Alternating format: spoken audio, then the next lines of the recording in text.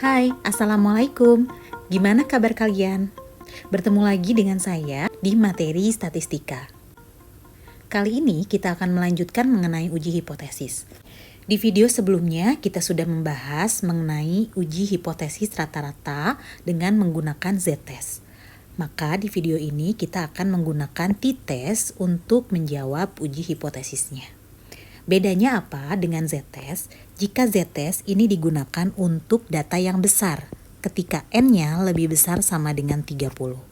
Lalu t-test digunakan untuk data yang kecil, n kurang dari 30. Kalian bisa lihat di sini di tabelnya, sampel besar akan selalu menggunakan z, dan sampel kecil akan selalu menggunakan t. Untuk formulanya masih sama ya. X bar min mu 0 dibagi sigma per akar N. Atau jika sigmanya tidak diketahui, maka diganti dengan S. Atau S itu adalah simpangan baku sampel. Baik, kita langsung saja ke dalam contohnya ya. Contoh yang pertama seperti ini. Rata-rata biaya hotel di New York adalah $168 per hari. Ternyata seorang mahasiswa tidak percaya hal tersebut. Dia mengatakan bahwa rata-rata biaya hotel bisa lebih dari itu. Oke, stop dulu sampai situ. Kalian jika menemukan soal cerita, ubah soal tersebut ke dalam bentuk matematika. Baik, selanjutnya kita lanjutkan, lalu mahasiswa tersebut melakukan uji hipotesis. Nah, dari situ kita bisa tahu dari statementnya bahwa mahasiswa tersebut mengatakan rata-rata biaya hotel bisa lebih dari itu. Berarti mu-nya lebih dari 168. Ini menandakan H1. Maka H0-nya mu kurang dari 168. Setelah itu dia mengambil sampel 25 hotel, N-nya sama dengan 25 hotel. Rata-ratanya adalah 172,5. X bar 172,5. Dengan simpangan baku, ini simpangan baku dari sampel, maka S sama dengan 15,40. Kesimpulan apa yang dapat diambil oleh mahasiswa tersebut jika menggunakan taraf kepercayaan 90%? Maka alfanya sama dengan 10%, atau bisa kita hilangkan persennya menjadi 0,1. Bisa kalian lihat di sini bahwa N-nya adalah 25. Berarti jelas N-nya kurang dari 30. Maka kita akan menggunakan tabel T. Jika kita menggunakan tabel T, berarti kita harus tahu derajat kebebasan. Biasa disingkat DK atau ada juga yang menyingkat DF. Sama saja ya.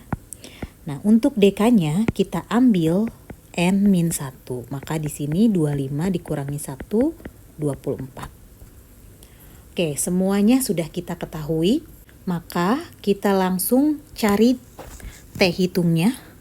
T hitung itu rumusnya X bar min mu dibagi S per akar N. Sekarang tinggal kita masukkan angkanya yang kita ketahui. 172,5 dikurangi 168 dibagi 15,4 dibagi akar 25. Maka ini hasilnya adalah 1,461. Lalu setelah itu sudah mendapatkan T hitung, maka kita lihat T tabelnya. Sekarang kita gambar dulu grafiknya. Seperti ini. Ini nolnya, lalu kita punya di sini nanti titiknya, ya. Ini adalah daerah penolakan.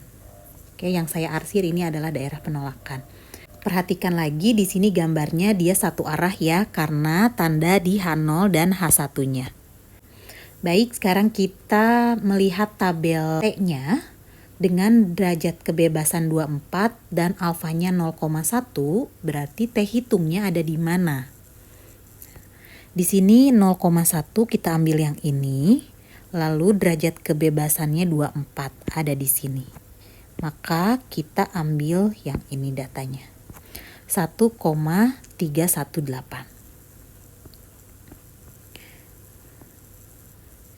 Maka di sini bisa kita tulis 1,318. sekarang kalian lihat di sini, T hitungnya ternyata 1,461. Dia ada di daerah sini. 1,461. Berarti dia ada di daerah penolakan. Maka bisa kita katakan H0-nya ditolak. Jadi kesimpulannya, karena T hitung berada di daerah penolakan, maka H0 ini ditolak. Artinya rata-rata biaya hotel di New York lebih dari $168. Ya, karena H0-nya ini ditolak, maka yang kita ambil adalah H1-nya. Untuk kata-kata dari kesimpulannya, kalian bisa sesuaikan dengan soalnya ya. Baik, satu lagi saya akan berikan contohnya agar kalian lebih paham. Ini contoh soal yang kedua, kalian baca dulu. Sebuah sampel terdiri atas 15 kaleng susu, memiliki isi berat kotor seperti yang diberikan berikut ini. Ada 15 data. Jika digunakan taraf nyata 1%, dapatkah kita meyakini bahwa populasi cat dalam kaleng rata-rata memiliki berat kotor 1,2 kg per kaleng? Berikan evaluasi Anda. Dari statement ini kita bisa nyatakan sebagai H0 di mana mu-nya sama dengan 1,2. Lalu H1 mu-nya tidak sama dengan 1,2. Kemudian diketahui lagi di situ katanya taraf nyatanya 1%, alfanya 1% atau 0,01. Karena ini sama dengan dan tidak sama dengan, maka pasti kita menggunakan uji dua arah. Maka kita perlu alfa per 2, yaitu 0,5% sama dengan 0,05. Ini datanya adalah 15 data ya. Pasti jelas kita menggunakan T. Kalau menggunakan T berarti kita butuh X bar. X barnya berapa, lalu S-nya berapa. Soal ini tidak seperti soal yang sebelumnya, X bar dan S-nya diketahui. Sedangkan ini tidak diketahui, hanya datanya saja. Tapi kalian bisa menghitungnya kan? Kalian bisa kan mencari nilai rata-ratanya? Kalian juga pasti bisa mencari simpangan bakunya. Sudah saya jelaskan di video mengenai statistik deskriptif. Di awal-awal video statistika, saya sudah jelaskan bagaimana cara mencari rata-rata dan simpangan baku. Kalau kalian lupa, silahkan buka kembali videonya. Setelah kita melakukan perhitungan, ternyata didapatkan X barnya adalah 1,208 dan S-nya adalah 0,02. Kemudian kita perlu lagi N-nya sama dengan 15, lalu derajat kebebasannya 15 min 1 sama dengan 14. Sudah selesai semua yang kita perlukan, maka kita bisa mencari T hitungnya. T hitung itu sama dengan X bar min mu dibagi S per akar M. Lagi-lagi di soal ini simpangan baku populasi tidak diketahui, maka kita menggunakan S, simpangan baku sampel. Tinggal kita masukkan angkanya.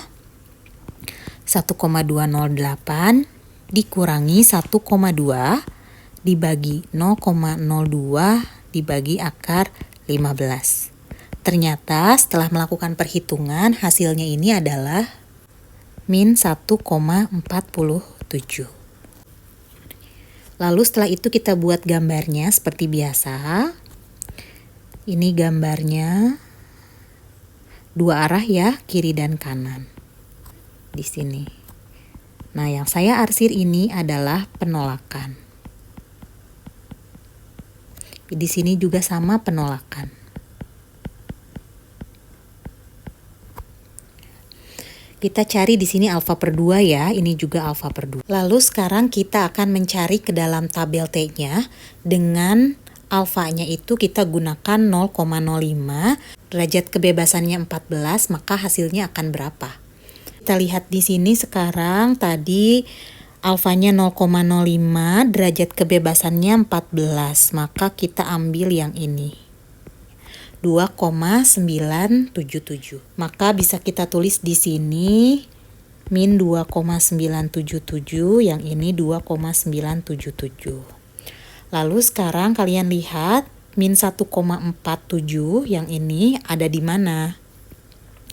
Anggap ini nolnya, maka min 1,47 ada di sekitaran sini. Ini min 1,47. Maka dia berada di daerah penerimaan H0. Ya. Berarti kesimpulannya, karena T hitung berada di daerah penerimaan, maka H0-nya jelas diterima ya. Artinya rata-rata berat kotor kaleng susu adalah 1,2 kg. Baik, sudah 2 contoh saya berikan. Mudah-mudahan kalian paham terkait uji hipotesis dengan menggunakan tabel T. Jika ada yang ingin kalian tanyakan, boleh kalian tulis di kolom komentar ya. Jangan lupa like, komen, dan subscribe. Untuk kali ini saya cukupkan dulu sampai sini videonya. Sampai ketemu lagi di video-video selanjutnya. Assalamualaikum.